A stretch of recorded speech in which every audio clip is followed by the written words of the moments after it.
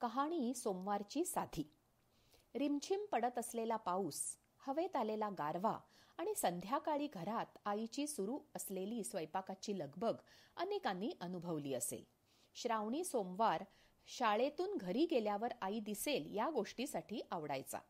नैवेद्याचा दरवळ अंगणापर्यंत यायचा. घरात अंधारून आलेले असायचे. आईने देवासमोर केळीच्या पानावर नैवेद्य वाढलेला असायचा. लवकर हातपाय धुवून कपडे बदलून या, मी पाने वाढते, हे तिचे शब्द सुखावह वाटायचे. गोड काय केलंय असा प्रश्न तोंडून निसटायचाच.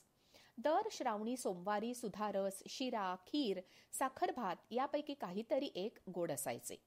श्रीखंड, बासुंदी, पुरणपोळी फक्त मोठ्या सणांना असायची. गरमागरम वरण, भात, तूप, मीठ, लिंबू, भाजी, गोडाचा पदार्थ केळीच्या पानावर आई वाढायची. आम्ही खुश व्हायचो. ती चव अवर्णनीय असायची. ही चव नक्की कशाने यायची? दिवसभर उपास करून मग शिजवलं म्हणून? शाळेतून येताना सपाटून भूक लागल्यावर आई प्रेमाने गरम वाढायची म्हणून? जेवणाची वेळ बदलली म्हणून? उत्तर कहाणीत आहे. या कहाण्या सहज जीवनासाठी आवश्यक समुपदेशन करतात. शांतता आणि प्रेम ही माणसाची उपजत आवड, जाणीव आहे. आवाज वाढला की बाळ उठते. घरात भांडणं झाली की मुलं हिरमुसली होतात, घाबरतात, रडतात. कहाणीत काय सांगितले बघूया. कहाणी. एक मुलगा पाणवठ्यावर शिवाची पूजा करून घरी येत असतो. या उपासनेमुळे त्याला पत्नी प्राप्त होते.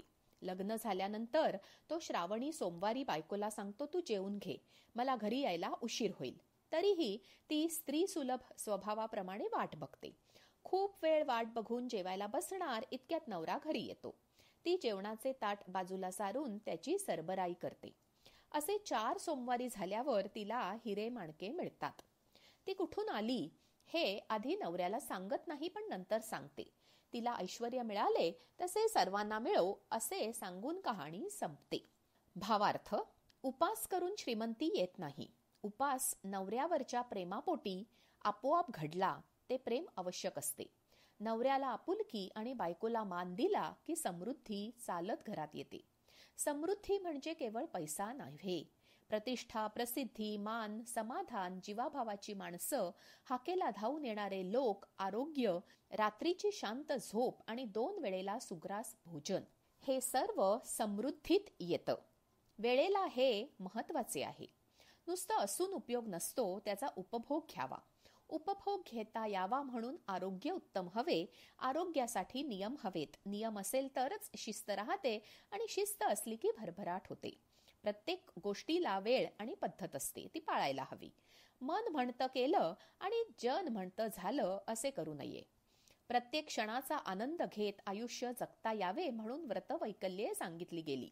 उत्साह आणि आनंद टिकवायचा असेल तर सर्व प्रथा परंपरेतील तथ्य समजून घ्यायला हवे.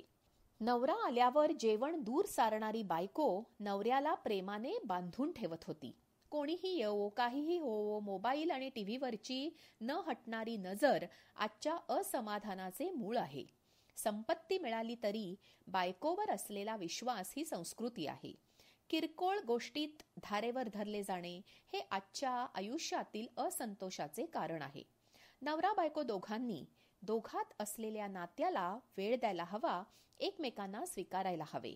नवरा बायको एकमेकांना पूरक असतात. समानता करायच्या नादात नात्यातील सकारात्मकता हरवते. अरेरावी, कुरघोडी, अपेक्षा यामुळे नाते कोमेजून जाते. संसार दोघांचा असतो, दोघांनी सामंजस्याने करायला हवा.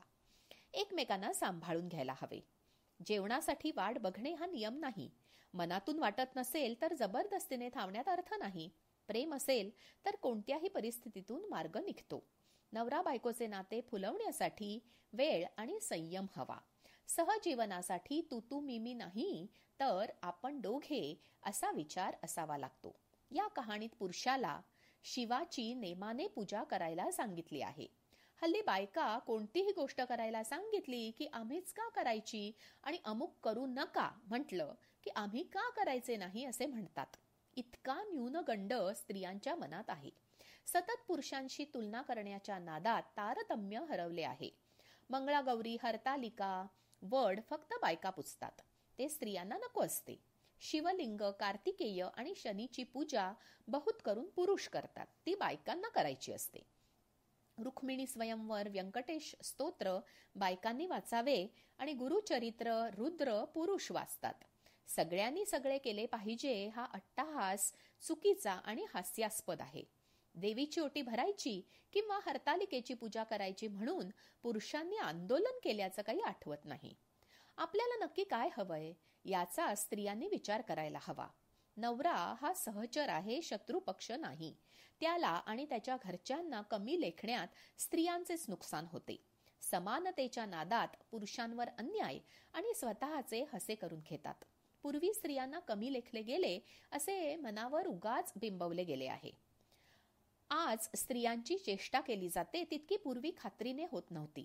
बायको आणि स्त्रीवर विनोद केले जातात, बायकाही त्यावर हसतात, हे आधी होत नसेल. कोणाचेही आई बाबा आणि आजी आजोबा असे फाजील वागत बोलत असतील असे वाटत नाही. नियम समान असावेत. फायदा असेल तिथे बरोबरी आणि जबाबदारी असेल तिथे स्त्री असल्याचा फायदा असे वागणे चुकीचे आहे. मान, प्रेम, अधिकार हवे असेल तर ते आपणही दुसऱ्याला द्यायला लागते, ही साधी गोष्ट आहे. तात्पर्य, कुठेतरी टोकाचे प्रसंग घडतात पण ती जग रहाटी नसते. सामान्य घटनांचा विचार करून या कथा लिहिल्या आहेत. बायकोने नवऱ्याला मान द्यावा, काळजी घ्यावी, सौजन्याने वागावे, नवऱ्यानेही बायकोला समजून घ्यावे, स्वातंत्र्य द्यावे, विश्वास ठेवावा, हा या कहाणीचा उद्देश. या कहाणीत उद्यापन नाही, कारण आयुष्यभर एकमेकांना सांभाळून घ्यायचे असते. प्रेम केलं तर भाग्य येते म्हणून नांदा सौख्य भरे, ही या कहाणीची शिकवण. असा श्रावण तुमच्या आमच्या जीवनात सदोदित नांदो, हेच या कहाणीचे फळ.